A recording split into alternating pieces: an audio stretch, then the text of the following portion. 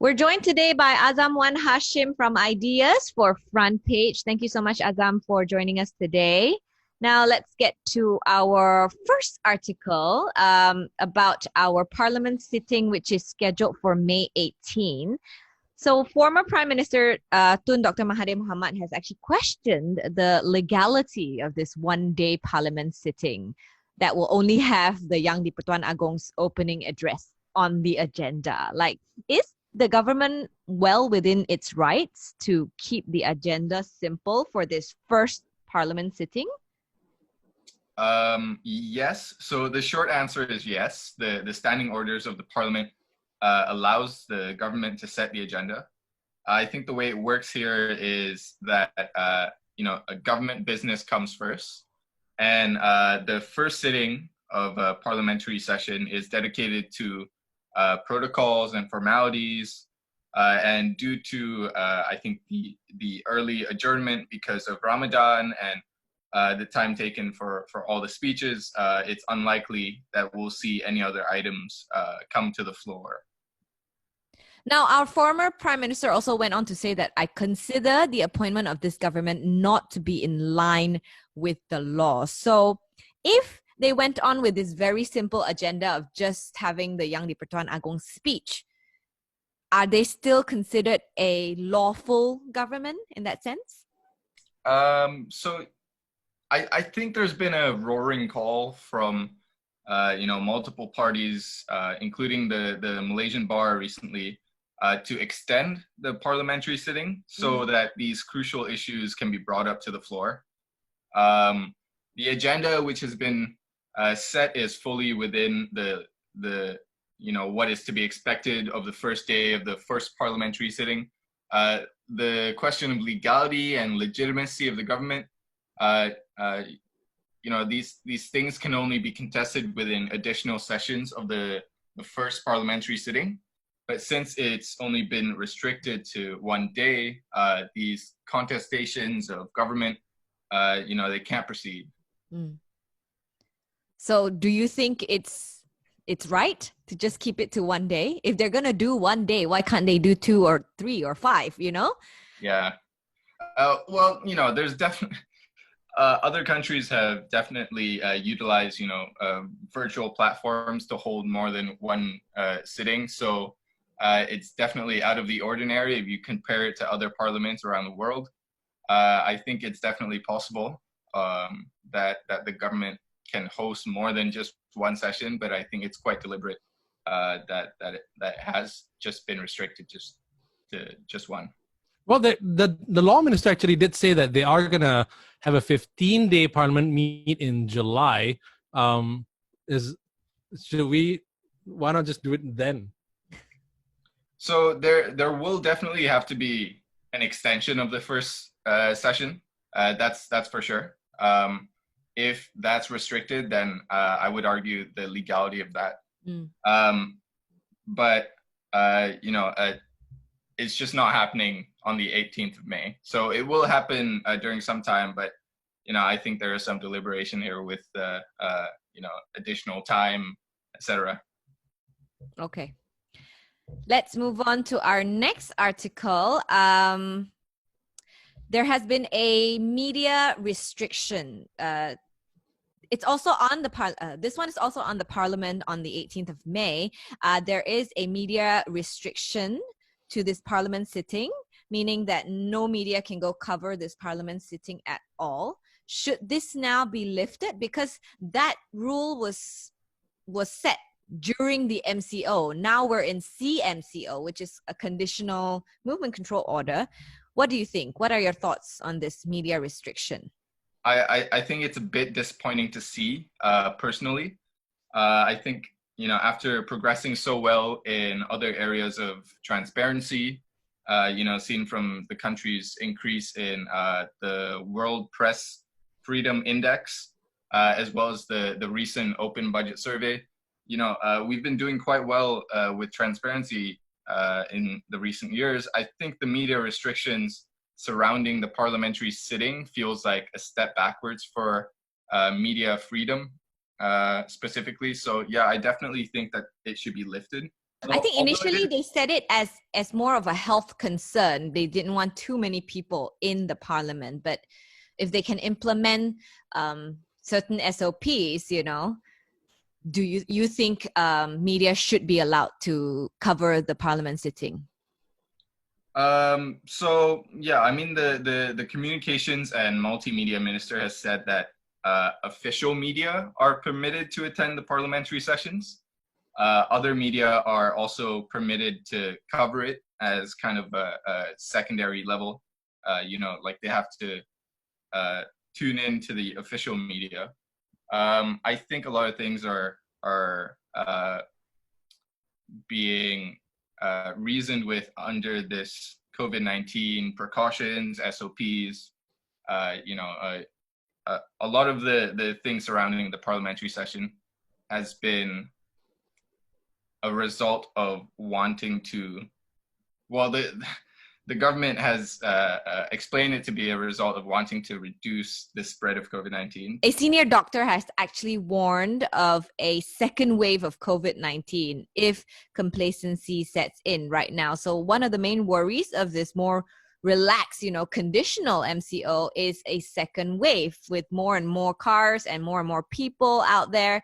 In your opinion, do you think this CMCO, as in with all the SOPs under CMCO, will it serve its purpose? Well, firstly, I think we have to try and understand the purpose of the CMCO. I think the initial purpose is to gradually, open up the economy so that businesses can recommence their operations, and ultimately to kind of relieve the commercial challenges of businesses that aren't earning any revenue.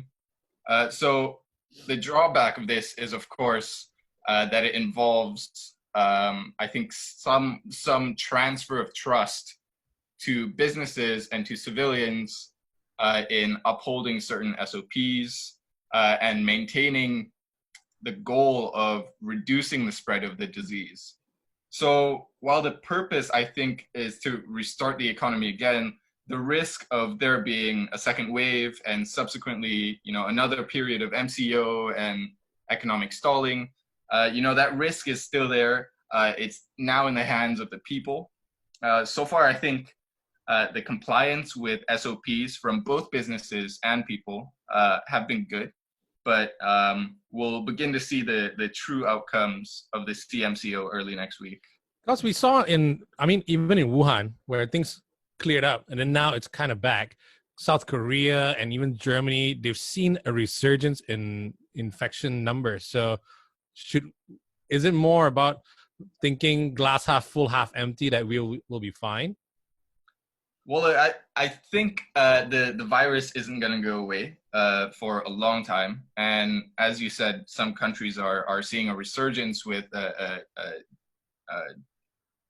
second wave or a third wave.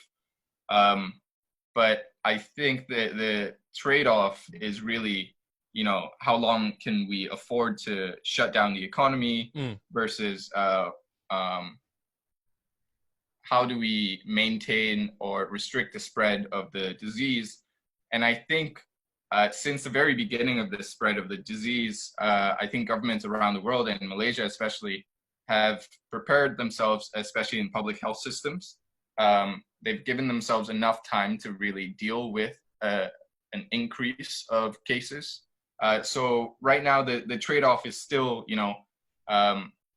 the economic pain from closing off the economy, but at the same time, we're a bit more prepared now to deal with more cases. So that's why we're seeing much more relaxed procedures now. Speaking of relax, there's also been a new rule that came out about visitations during the first day of Hari Raya, right? Do you think over this period of Raya where people will be visiting others, should we have a more enforced rule like the lockdown that we used to have during MCO to make it more effective, especially during this festive season? Instead of relaxing it and getting people to say, yes, you can go visit someone on the first day of Raya. Right. So I think the conditions surrounding the Raya celebrations, I don't think they're like set in stone. There still remains, for example, what the effect of the CMCO will be on the infection rate. So I don't think definitely these rules surrounding the Raya celebrations can change from now until then. I think from an economic perspective, Raya time has always been a boost to income and consumption, particularly to poorer states like Kelantan. But with the restriction of travel between states still being in place, so it's not like balik kampung, I think these provisions are going to be, geared more towards preserving kind of this culture of celebration rather than for economic reasons. Now, Kedah Menteri Besar Mukris Mahathir has dismissed claims that his government has fallen and vows to continue in his role until he is informed otherwise by the Kedah Palace. So maybe you can take us through, if we're not that informed, what happened in Kedah. So let me just try and explain like state governments. Similar to federal governments, state governments are also formed by the majority party in the state legislative assembly, with the chief minister selected from that party itself. So what happened was on 12th of May, two PKR assemblymen, one from Sidam and the other from Lunas, announced their decision to quit the party, saying that they had lost confidence in the PKR leadership and are now supporting the formation of a new Perikatan national government in Kedah. So this led to PKR losing the majority of the 36 assemblymen. Kedah Perikatan National Party then announced that they have the support of the majority and can form the new government.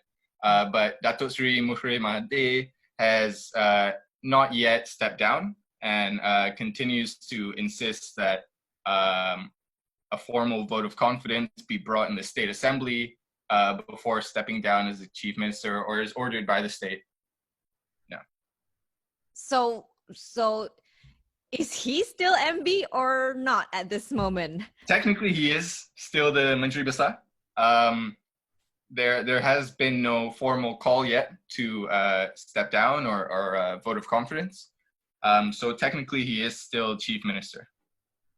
So who has the right to appoint a new state government and a new chief minister in this case?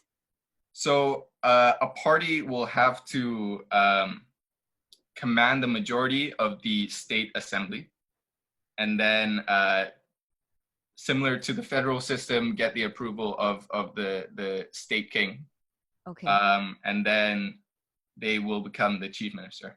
Last but not least, the government will be announcing a 6-month economic recovery plan by the end of this month to resuscitate the country's economy post-COVID-19. Azam, what can be expected with this recovery plan for individuals as well as businesses? So I can't really speak on the specifics, but we've definitely seen that the pandemic has required some serious government actions to remedy kind of the situations faced by businesses and individuals. We just saw in the recently released unemployment figures that unemployment is highest it's ever been in a decade, with 3.9% in March. So the government will have to step in to provide, some type of income and unemployment support to those who aren't currently earning any wages. I think similarly for the most affected sectors of the economy, like accommodation, retail sectors, these businesses will, these businesses that have not been getting any revenue and are at a very real risk of closure, they will have to be accommodated through some government support. Well, I mean, we've come up with a lot of stimulus, economic stimulus packages previously, which comes up to a whopping sum of like 260 billion ringgit in value. Should we be spending any more money to resuscitate the economy, or can we let it like improve naturally in a way? Yeah, that's a good question. So I think it's a bit of both. I think there are certain sectors of the economy, and indeed some individuals who require support from the government to, get back on their feet in this kind of road to recovery. But I think what's also a crucial lesson learned for most of us here is the type of vulnerabilities that individual businesses have. I think this pandemic has kind of exposed these vulnerabilities and shown businesses what they need to do moving forward to safeguard against these.